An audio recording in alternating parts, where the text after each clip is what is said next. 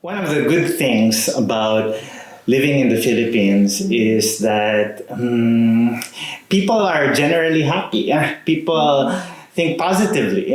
And a lot of the foreigners I've met in the Philippines, they tell me the same thing compared to when they were living in their own countries. When they come to the Philippines, they just feel happy. There's just this positive energy, okay, that lifts up their spirits and make them glad to be alive. Now, as I'm sure you all know, Philippines is not a very developed country. I mean, it's been progressing, but a lot of work can still be done. There are a lot of poor people still. There is a lot of economic inequality. But even then, somehow, as a people, we still find some small things to be happy about in our lives, whether rich or poor, whether humble or maybe not so humble. We have this unique ability to be thankful about even small things, such as the fact that we have air to breathe, a roof over our heads, or that we had something to eat for lunch that day. And I think if any human being can still be thankful about even small things, then no matter what difficult times they may be experiencing, they can overcome it and they can still continue. So I think that's one good thing about my country of the Philippines. Oh, that's wonderful. That's wonderful. So what about Anchalee? So after listening to you, I want to travel there once. Oh, please do. It's to very get good, more great country. positive energy. I visited like one time Philippines, and I found like then planning minister, he himself was driving us to bring to the conference place from the hotel. So I was so humble, like he brought us by driving himself. Oh. So anyway, so I just okay, anyway, please. For Thailand, I think as if Japan is called the land of sunrise, the land of sunrise. So Thailand is going to be the land of smile. Like people, no matter what, people will always smile to you. Like there are people there are so very generous. They are so kind. I remember when my first year as a junior high school, and I went to the canteen, and I didn't know at that time how to order food. So I have money only a few, and it didn't have for the full price. But the chef there, she just okay, like it's fine, okay, leave it to me, something like that. And I think when people have some trouble, even especially with foreigners, Thai people really want to help them. And it's not about the money, it's about the how to say it,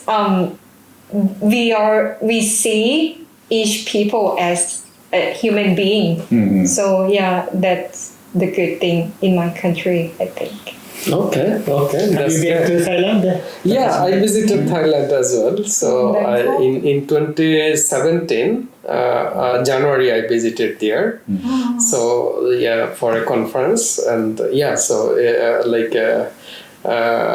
so I found this, but I did not visit very remote areas, only capital city, and also one place I visited that is largest agro supermarket. So in that area we found like from all over the regions, like agricultural, like commodities, especially fresh products are going there, and from there that place, like it is being processed and packaged, and then it is being exported to other countries. So it's really amazing market. So in my observation, so that I can recall. But Thai society is really resilient, I have to say. So yeah. So it's my turn to. Please tell us about Bangladesh. So I will tell a bit different perspective about Bangladesh. Like Bangladesh is a very tiny country in terms of geography. If you see, this is like 1/3 of Japan, like less than 1/3, and in terms of land area. Oh. But if you see in terms of population, it's now 170 million people. So it's very densely populated country. Apart from that, like this country, I have to say is progressing. So for last few decades, it's progressing well. So, however, there is a problem of governance. Good democracy is not there, but there is many issues with climate change, disaster, so inequality. But still, country is progressing. If you see like economic indicators, it is progressing well. So, and since this country was born in 1971. Some international donors was termed this country as a bottomless basket. So they were explaining this country as an independent state cannot sustain. So, but within 50 years, like we can see this country sustained very well. And in 1971. This country came from Pakistan, Pakistan and East Pakistan. East Pakistan is present Bangladesh. Yes. Was one country, and then it became two country. And if you see this within 50 years, Bangladesh has. If you see the socio-economic indicators, including per capita income, so Bangladesh is now much better position compared to Pakistan and even India. And many and especially in this regard, like Japanese contribution is really Bangladeshi people acknowledged because since then Japan is the largest bilateral donor. So and also Bangladesh is the largest recipient of ODA. So and Bangladesh has very good feeling about Japanese products. If I can recall my senior citizens, my parents or grandparents, they are always when I come Japan and visit Bangladesh, they are asking, do you bring Japanese watch? So they really like it, and Bangladeshi people has good feeling about Japanese societies because Japan, due to Japanese funding and donors, a lot of infrastructure development has been happening in Bangladesh. In the coming decades, what I am feeling and Bangladesh has this advantage, a lot of people. So we are now at a stage of demographic dividend. Possibly, when in a country, majority of the people in the youth workforce, 17 years to 40 years. So this age group people is at the maximum. So that means they can contribute more. But after 2041, possibly it will be happening opposite. More people will be in the aged group and less people will be in this youth labor force. So this is high time.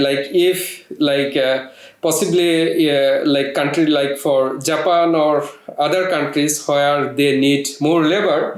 So Bangladesh possibly can contribute in that way. And also one thing I believe, Bangladeshi people are very hardworking and sincere if they get good environment. So to work.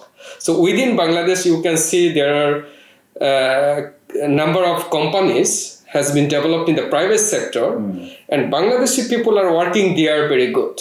But in some public sector organizations, people are not doing very good. Possibly their working environment is not very conducive.